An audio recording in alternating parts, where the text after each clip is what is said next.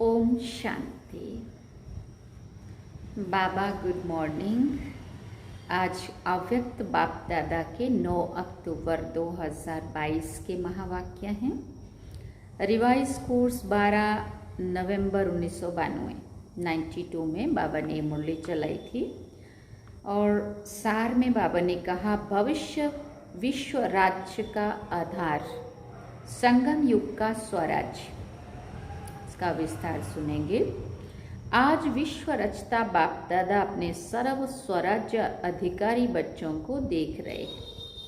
इस वर्तमान संगम युग के स्वराज्य अधिकारी और भविष्य में विश्व राज्य अधिकारी बनते हो, क्योंकि स्वराज्य से ही विश्व के राज्य का अधिकार प्राप्त करते हो।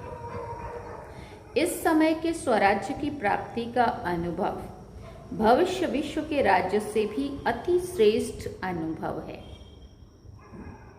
सारे ड्रामा के अंदर राज्य अधिकारी राज्य करते आते हैं। सबसे श्रेष्ठ पहला है स्वराज्य, जिनके आधार से आप स्वराज्य अधिकारी आत्माएं अनेक जन्म सत्युग त्रेता तक विश्व राज्य अधिकारी बनते हो। तो पहला है स्वराज्य, फिर आधा कल्प है विश्व राज्य अधिकार। और द्वापर से लेकर के राज्य तो होता ही है, लेकिन विश्व राज्य नहीं, स्टेट के राजाएं बनते हैं। सारे विश्व पर एक राज्य वो सिर्फ सतयुग में ही होता है। तो 3 प्रकार के राज्य सुनाए। राज्य अर्थात सर्व अधिकार की प्राप्ति, सतयुग त्रेता की राजनीति, द्वापर की राजनीति और संगम युग की स्वराज्य नीति। तीनों को अच्छी तरह से जानते हो ना। संगम युग की राजनीति अर्थात हर एक ब्राह्मण आत्मा स्व का राज्य अधिकारी बनता है। हर एक राजयोगी है। सभी राजयोगी हो ना? पूछते बाबा, या प्रजा योगी हो? प्रजा योगी तो नहीं हो ना। बाबा क्या कहते, तुम तो मेरे राजयोगी बच्चे हो। राजयोगी हो ना? तो राजयोगी अर्थात राजा बनने वाले योगी। स्वराज्य अधिकारी आत्माओं की विशेष नीति है। जैसे राजा अपनी सेवा के साथियों को, प्रजा को जैसा जो ऑर्डर करते हैं, उस ऑर्डर से उसी नीति प्रमाण साथी व प्रजा कार्य करते हैं। ऐसे आप स्वराज्य अधिकारी आत्माएं अपनी योग की शक्ति द्वारा हर कर्मेंद्रिय को जैसा ऑर्डर करती हो, वैसे हर कर्मेंद्रिय आपके ऑर्डर के अंदर चलती है। न सिर्फ ये स्थूल शरीर की सर्व कर्मेंद्रियां, लेकिन मन बुद्धि संस्कार भी आप राज्य अधिकारी आत्मा के डायरेक्शन प्रमाण चलते हैं। जब चाहो जैसे चाहो वैसे मन अर्थात संकल्प शक्ति को वहां स्थित कर सकते हो। स्वराज्य अधिकारी अर्थात मन बुद्धि संस्कार के भी राज्य अधिकारी। संस्कारों के वश नहीं, लेकिन संस्कार को अपने वश में करके श्रेष्ठ नीति से कार्य में लगाते हो। श्रेष्ठ संस्कार प्रमाण संबंध संपर्क में आते हो। तो स्वराज्य की नीति है मन बुद्धि संस्कार और सर्व कर्मेंद्रियों के ऊपर स्व अर्थात आत्मा का अधिकार। अगर कोई कर्मेंद्रियां कभी आंख धोखा देती, कभी बोल धोखा देता, वाणी अर्थात मुख धोखा देता, संस्कार अपने कंट्रोल में नहीं रहते, तो उसको स्वराज्य अधिकारी नहीं कहेंगे। स्वराज्य अधिकारी मना स्वयं के ऊपर राज करने वाले, अपनी सर्व कर्मेंद्रियों मन बुद्धि संस्कार सहित, उसको कहेंगे स्वराज्य अधिकार के पुरुषार्थी। अधिकारी नहीं लेकिन पुरुषार्थी। तो एक तो हुए स्वराज्य अधिकारी और एक हुए स्वराज्य अधिकारी के पुरुषार्थी। वास्तव में राज्य अधिकारी आत्मा को स्वप्न में भी कोई कर्मेंद्रिय व मन बुद्धि संस्कार धोखा नहीं दे सकते, क्योंकि अधिकारी हैं। अधिकारी कभी अधीन नहीं हो सकता। अधीन है तो अधिकारी बनने के पुरुषार्थी है। बने नहीं हैं लेकिन पुरुषार्थ कर रहे हैं। तो अपने आप से पूछो, पुरुषार्थी हो या अधिकारी हो? स्वयं के ऊपर राज करने वाले स्वराज्य अधिकारी बन गए हैं या उस बनने का पुरुषार्थ कर रहे हैं? वो पूछते हैं बाबा। अधिकारी बन गए हो या बन रहे हो? तो स्वराज्य का रूहानी नशा क्या अनुभव कराता है? क्या बन जाते हो? बेफिक्र बादशाह, बेगमपुर के बादशाह। सबसे बड़े से बड़ा बादशाह है बेफिक्र बादशाह, और सबसे बड़े से बड़ा राज्य है बेगमपुर का राज्य। बेगमपुर के राज्य अधिकारी के आगे ये विश्व का राज्य भी कुछ नहीं है। ये बेगमपुर के राज्य का अधिकार अति श्रेष्ठ और सुखमय है। तो बेगमपुर का अनुभव है ना, या कभी कभी नीचे आ जाते हो? सदा रूहानी नशे में बेगमपुर के बादशाह हैं। इस अधिकार में रहो, नीचे नहीं आओ। देखो आजकल के राज्य में भी अगर कोई कुर्सी पर है तो उसको अधिकार है, और कल कुर्सी से उतर आता तो उसका अधिकार रहता है? नहीं रहता ना, साधारण बन जाता है। फिर चाहे वो पीएम हो या सीएम हो या प्रेसिडेंट हो, जब तक कुर्सी पे है तब तक उसको वो सम्मान मिलता है। तो तख्त को छोड़ते क्यों हो? सदा तख्त नशीन रहो, रूहानी नशे में रहो। अकाल तख्त, वो अमृतसर वाला अकाल तख्त नहीं, ये अकाल तख्त, ये मना ये वाला, इस सोमान में टिके रहो। ये अकाल तख्त सभी के पास है ना। तो अकाल तख्त नशीन स्वराज्य अधिकारी किसने बनाया? पूछ रहे हैं बाप। बाप ने हर ब्राह्मण बच्चे को तख्त नशीन राजा बना दिया है ना। सारे सृष्टि चक्र के अंदर ऐसा कोई बाप होगा जिनके अनेक सब राजा बच्चे हों? लक्ष्मी नारायण भी ऐसा नहीं बन सकते। ये परमात्मा बाप ही कहते हैं कि मेरे सभी बच्चे राजा बच्चे हैं। वैसे दुनिया में कह देते हैं ये राजा बच्चा है, लेकिन बने कुछ भी नहीं, सर्वेंट या कुछ भी नहीं बने, लेकिन कहने में आता है राजा बेटा। वैसे ही कह रहे होते लाड प्यार में, है ना, मेरा राजा बच्चा है। लेकिन इस समय आप प्रैक्टिकल में राजयोगी अर्थात राजे बच्चे बनते हो। तो बाप को भी नशा है और बच्चों को भी नशा है। तो स्वराज्य की नीति क्या रही? स्व पर राज, हर कर्मेंद्रिय के ऊपर अधिकार हो। ऐसे नहीं कि देखना तो नहीं चाहते थे लेकिन देख लिया। माना आंखें देखना नहीं चाहती थी कुछ ऐसा वैसा बुरा, लेकिन फिर भी आंखें नज़र वहाँ ही गई।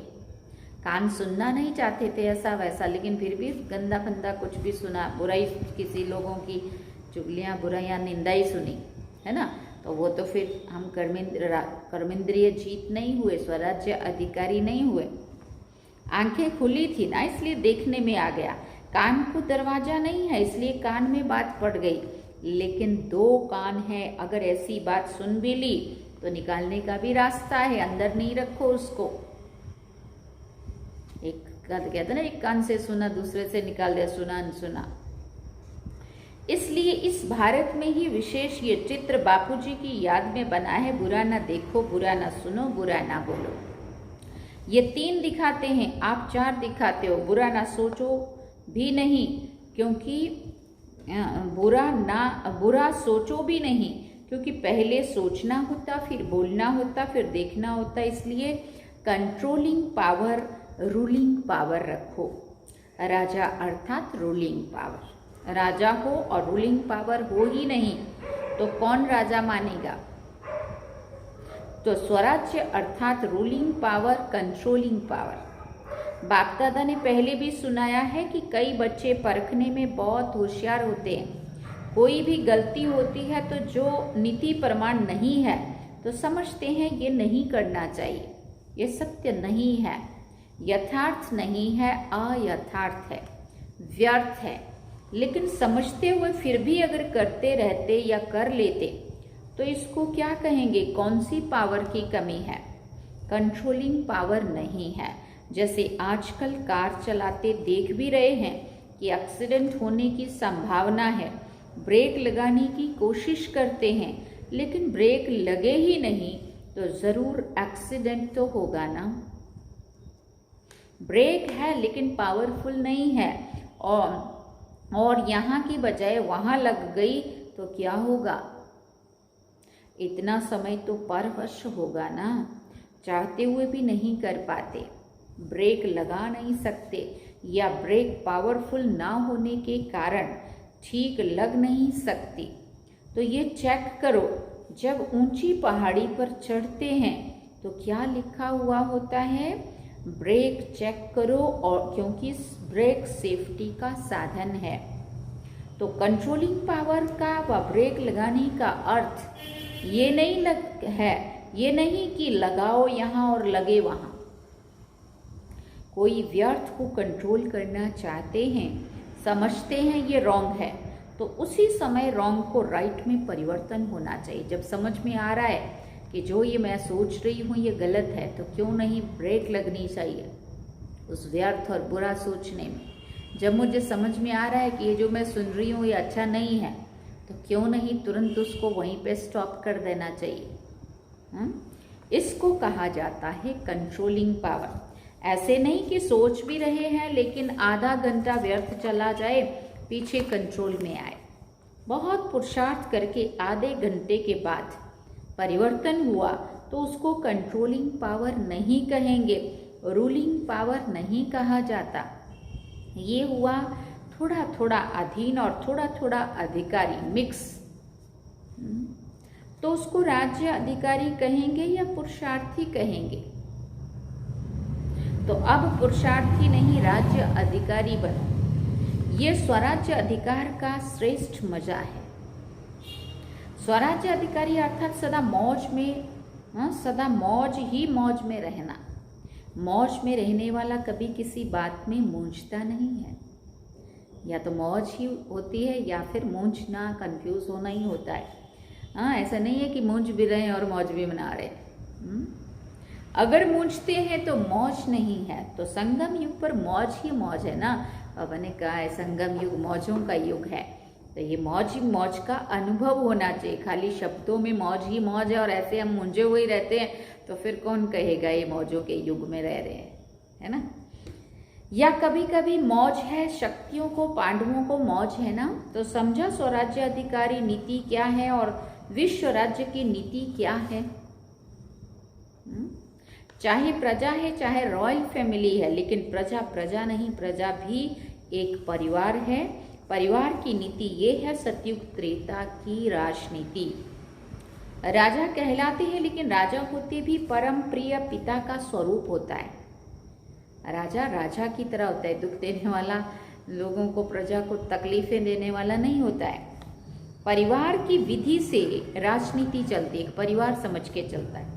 चाहे राज्य कारोबार भिन्न भिन्न हाथों में होगी, लेकिन परिवार के स्नेह की विधि से कारोबार होगी। ऐसे नहीं कि राजा के पास बहुत धन दौलत हो और प्रजा में कोई को खाने पीने के लिए भी नहीं हो। द्वापर कलयुग की राजनीति में लॉ एंड ऑर्डर चलता है, लेकिन विश्व राज्य देव राज्य के समय ये नीति चलती है। लॉ नहीं, लेकिन स्नेह और संबंध की नीति चलती है। कोई भी आत्मा दुख शब्द को जानती नहीं है, चाहे राजा हो चाहे प्रजा हो, लेकिन दुख अशांति का नाम निशान नहीं होता। गरीबी भी नहीं होती, बेचारे लोग गरीबी में मरे और मंत्री और ऊंची कुर्सी वाले सब मौज करें। दुख क्या चीज होती है उसका अज्ञान है, ज्ञान नहीं है। जैसे इस समय स्वराज्य के समय भी आपको बाप दादा किस नीति से चलाते हैं? स्नेह और श्रीमत पर चलते रहते तो कोई भी सख्त ऑर्डर करने की आवश्यकता नहीं है। अगर नीति को भूलते हैं तो स्वयं को कलयुगी नीति में चलाते हैं। तो विश्व के राज्य की नीति भी बहुत प्यारी है, क्योंकि अनेकता नहीं है, एक राज्य है और अखुट खजाना है। प्रजा भी इतनी संपन्न होगी, आजकल के जो बड़े बड़े पदमपति हैं उनों से भी ज्यादा। अप्राप्ति का नाम निशान नहीं। लेकिन इसका आधार क्या है? स्वराज्य। इस समय संपन्न बनते हो, इसलिए परमात्म संपत्ति की संपन्नता सतयुग त्रेता के अनेक जन्म प्राप्त होती है। इसलिए कहा नंबर 1 राज्य है स्वराज्य, फिर है विश्व राज्य और तीसरा है द्वापर कलयुग का अलग अलग स्टेट का राज्य। सबसे नंबर 1 क्या कहा? स्वराज्य, और दूसरा जो हम विश्व राज्य जो सतयुग त्रेता में होगा, और तीसरा है द्वापर कलयुग का अलग अलग स्टेट का राज्य। इस राज्य को तो अच्छी तरह से जानते ही हो, वर्णन करने की आवश्यकता नहीं है। तो सदा किस नशे में रहना है? स्वराज्य हमारा जन्म सिद्ध अधिकार है। फिर बाबा ने पूछा किस जन्म का? ब्राह्मण जन्म का। ब्रह्मा बाप ने जन्मते ही स्वराज्य का तिलक हर ब्राह्मण आत्मा को लगाया। तिलकधारी होना, तिलक है स्मृति का, तिलक भी है, तख्त भी है और ताज भी है। ताजधारी होना, कौन सा ताज है? बाबा ने पूछा कौन सा ताज है? विश्व कल्याण का ताज। विश्व कल्याणकारी होना, प्योरिटी का ताज और विश्व कल्याण का ताज डबल ताज है। प्योरिटी का ताज है लाइट का ताज और विश्व कल्याण का ताज है सेवा का ताज। विश्व सेवाधारी होना, ऐसे नहीं कि स्टेट के सेवाधारी समझो, हम गुजरात के हैं, हम राजस्थान के हैं, हम दिल्ली के सेवाधारी हैं, नहीं। विश्व सेवाधारी, कहाँ भी रहते हैं लेकिन वृत्ति और दृष्टि बेहद की। अगर विश्व सेवाधारी नहीं बनेंगे तो ना स्वराज और ना विश्वराज, फिर द्वापर कलयुग में स्टेट का राजा बनना पड़ेगा। लेकिन विश्व राज्य अधिकारी के लिए सदा अपना ताज, तिलक और तख्त सदा इस पर स्थित रहो। शरीर के तख्त पर नहीं बैठना है, लेकिन बुद्धि द्वारा स्मृति की स्थिति में स्थित रहना है। स्थिति में स्थित होना, ये भी तख्त पर बैठना है। जो सदैव बैठ सकते हैं, शरीर से तो कितना घंटा बैठेंगे, थक जाएंगे ना। लेकिन बुद्धि द्वारा स्थिति में स्थित रहना यह है तख्त नशीन होना। ये तो सहज है ना। तो स्वराज्य के नशे में निरंतर स्थित रहो। समझा क्या करना है? पुरुषार्थ नहीं, लेकिन अधिकारी बनना है। पुरुषार्थी नहीं, अधिकारी बनना है। सभी ने मिलन मनाया ना, सभी भाग भाग कर आते हैं परमात्म मिलन का मेला मनाने के लिए। तो मिलन के मेले में आए हो ना। ये मेला लगता है या भीड़ लगती है? आराम है ना, आराम से रहना, आराम से खाना, चलना, सब आराम से है ना। फिर भी बहुत लकी हो, उन मेलों के माफिक मिट्टी में तो नहीं रहे हुए हो ना। फिर भी बिस्तरा और खटिया तो मिली हुई है ना। वहाँ के मेले में तो नहाओ तो भी मिट्टी, रहो तो भी मिट्टी, खाओ तो भी मिट्टी में साथ में आएगी। यहाँ बच्चे आते हैं अपने घर में, नशे से आते हो, बाप भी खुश और बच्चे भी खुश। हॉल में पीछे बैठने वाले सबसे आगे हो, क्योंकि बाप दादा की पहली नज़र लास्ट तक जाती है। देखो बाबा उनको भी खुश कर रहे हैं, पीछे बैठने वालों को। अच्छा, सर्व स्वराज्य अधिकारी बेफिक्र बादशाह बच्चों को, सर्व विश्व राज्य अधिकारी अनेक जन्म संपन्न रहने वाली आत्माओं को, सदा तिलक ताज और तख्त नशीन अधिकारी बच्चों को, सदा बेहद की सेवा के उमंग उत्साह में रहने वाले विशेष बच्चों को, देश विदेश के सर्व सन्मुख अनुभव करने वाले बच्चों को, बाप दादा का पदम गुना याद प्यार, साथ साथ सर्व के स्नेह के पत्रों का भी रिस्पॉन्ड दे रहे हैं। विदेश और देश दोनों अपने अपने विधि प्रमाण स्व के पुरुषार्थ में सिद्धि को प्राप्त कर रहे हैं और सेवा में भी सदा आगे बढ़ने के उत्साह में लगे हुए हैं। इसलिए हर एक किसी भी कोने में रहने वाले हो, लेकिन उन्होंने याद सेवा समाचार, याद के पत्र, स्थिति के उमंग उत्साह का समाचार सब प्राप्त हुआ और बाप दादा सभी बच्चों को बहुत बहुत बहुत नाम सहित हर एक की विशेषता सहित याद प्यार दे रहे हैं और सदा इसी याद प्यार की पालना से पल रहे हो, उड़ रहे हो और उड़ते उड़ते मंजिल पर पहुंचना ही है, व ये कहें कि पहुंचे हुए ही हो। तो याद प्यार और नमस्ते हम रूहानी बच्चों की भी रूहानी माता पिता बाप दादा को दिलवा जान सिकवा प्रेम से याद प्यार, गुड मॉर्निंग, नमस्ते, थैंक यू बाबा, शुक्रिया बाबा। अब वरदान में बाबा ने कहा, मास्टर सर्वशक्तिवान की स्मृति द्वारा सर्व हलचलों को मर्ज करने वाले अचल अडोल भव। मास्टर सर्वशक्तिवान की स्मृति द्वारा सर्व हलचलों को मर्ज करने वाले अचल अडोल भव। जैसे शरीर का ऑक्यूपेशन मर्ज रहता है, ऐसे ब्राह्मण जीवन का ऑक्यूपेशन इमर्स रहे और उसका हर कर्म में नशा हो, तो सर्व हलचलें मर्ज हो जाएंगी और आप सदा अचल अडोल रहेंगे। मास्टर सर्वशक्तिवान की स्मृति सदा इमर्ज है, तो कोई भी कमजोरी हलचल में ला नहीं सकती, क्योंकि वो हर शक्ति को समय पर कार्य में लगा सकते हैं। उनके पास कंट्रोलिंग पावर रहती है, इसलिए संकल्प और कर्म दोनों समान होते हैं। स्लोगन में बाबा ने कहा, नाजुक परिस्थितियों में घबराने की बजाय उनसे पाठ पढ़कर स्वयं को परिपक्व बना लो। नाजुक परिस्थितियों में घबराने की बजाय उनसे पाठ पढ़कर स्वयं को परिपक्व बना लो, मजबूत स्ट्रॉन्ग बना लो, शक्तिशाली बन जाओ।